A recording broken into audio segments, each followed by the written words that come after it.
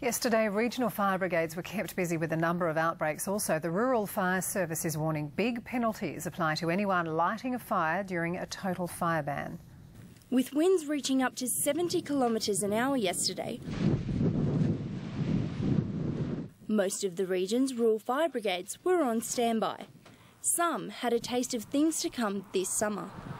There was a complete fire ban across much of the state yesterday due to the dry conditions and strong winds. The Rural Fire Service had 7 calls out across the western region. A major blaze occurred on the Mitchell Highway, started by touching power lines, sparks hitting the dry grass below.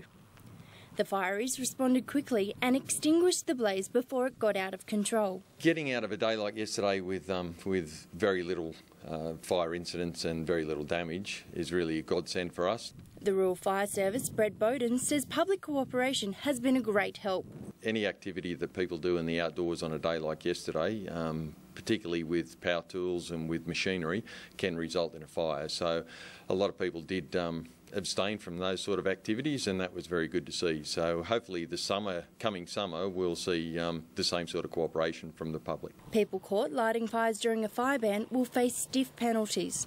Penalties can be up to $5,000 or up to 6 months imprisonment for fires in total fire bans. The Rural Fire Service is urging everyone to monitor conditions and follow the RFS directives for a safe summer.